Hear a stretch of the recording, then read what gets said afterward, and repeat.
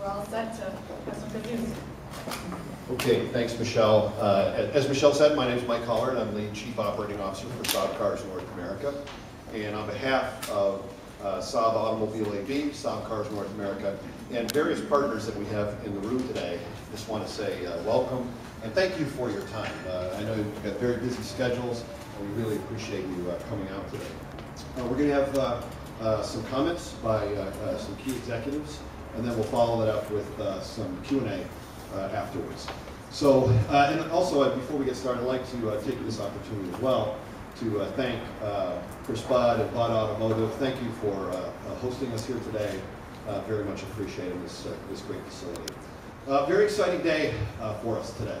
As many of you know, back in February, through the sale of Saab to Spiker Cars NV, we are new and independent company. So that feels really, really good. And unfortunately, prior to the sale, due to circumstances that were unforeseen and frankly uncontrollable, Saab business here was closed down in Canada.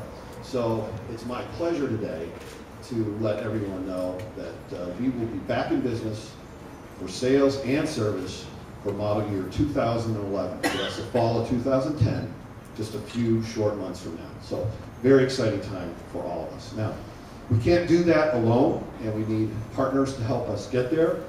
And so I'm also very pleased to announce that we signed a memorandum of understanding with International Fleet Sales, or IFS. IFS has helped us over the years import and export vehicles in Europe and the Middle East, so they have a vast wealth of experience. And Mike Lubiasi, Mike, where are you? There's Mike, is with us, the president of International Fleet Sales. Mike will be available during Q&A just in a few minutes.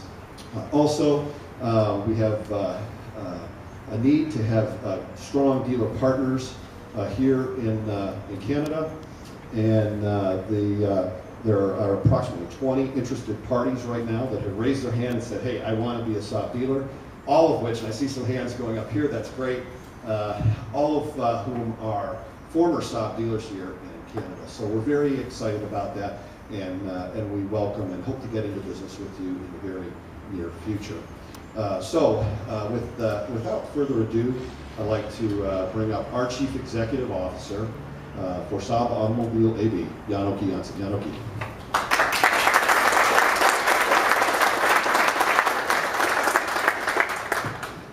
Thank you, Mike, and great to be back here. It's a while since I must say, myself personally was in Canada, and I visited actually this store. I don't know, Chris, if you remember, but at that time it looked a little bit different than what it does now. But anyway, that's history now. And I certainly appreciate also that so many of you have actually come here today. We're going through some pretty exciting times at Saab at this point, and we're happy, of course, to be able to share with you our story, so to speak. What I will try to do is focus mostly on the future, less so about the past. At the same time, it's hard to, having been around for quite some time, it's hard to not talk a little bit at least about what has been going on over the last 18 months in my case, and as it relates to all the changes that we have gone through. The 23rd of February was, of course, a fantastic day for Saab Automobile.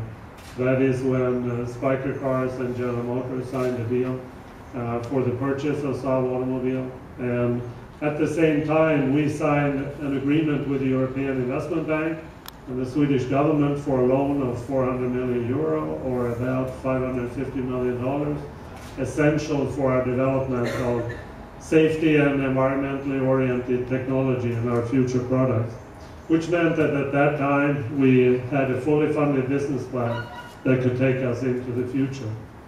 And now you can say it's real execution time. Now we got to deliver as to what we have said. Historically, though, I would say we would not be here without the fantastic support that we have received from, of course, our dealers throughout the world, suppliers, customers, everybody with a soft spot in their heart for Saab, has really supported us, and we are, of course, extremely grateful for that. The last 18 months, having been a company in difficulty, I would say we've probably gone through everything there is as it relates to how you get out of a very tough situation. I'm sure we can write books about what has happened and what we would do in a similar situation in the future, which I hope is never going to happen. I think it is important to remember, though, that whereas the last period has been pretty complicated and complex, we are now in a position where we can look into the future. But at the same time, we have to look at the starting point. The last thing that happened before the 23rd of February was that Saab was actually in liquidation during a period of 7 weeks, where we were basically not allowed to order any material for our production. We weren't doing any marketing. We were not able to do any external development work of new products, etc. And on the 23rd of February, when we looked around in the factory, it was empty. There was no cars to be seen. There was no material to be seen. There were people, machinery, etc., but no activity whatsoever. And we had to take a 7-week stop in terms of our production before we were actually ready, had material, could restart our production. And we're happy now, of course, that since 5-6 weeks back, we are in full swing in the plant, and cars are coming out as we speak, and the activity is at the top at this point. But of course, it meant that we had to restart the business, not only in the plant, but also development, marketing-wise. And if we look at the situation we have right now, we're still suffering from an extremely low inventory. Worldwide, I would say we have about 4,500 cars, new cars, and it should probably be 15,000 at least in order to do the numbers that we have historically done.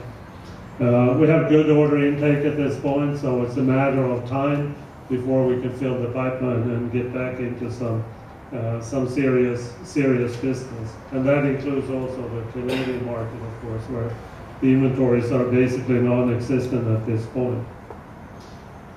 So what have we done in the first 60 to 70 days? Well, first of all, as I said, restarting the manufacturing has been key. Restarting all the development work has also been an important part of our day-to-day activities. And we have, of course, also closed some loose ends in the contractual agreements that were signed on the 23rd. I would say it's probably about 60-some contracts that were a part of this transaction, and I can assure you they were not one-pagers. They were books, some of them. So there were always some loose ends in that regard. We've got the first couple of drawdowns from the European Investment Bank in terms of the funding of the business. And we've also started to staff up our organization to create this standalone company that we now have to be outside the General Motors organization. And we have a need of about 200 salaried people. And as we're ramping up production, we need another 200 in the factory. So gradually, we're increasing the employment also within the company.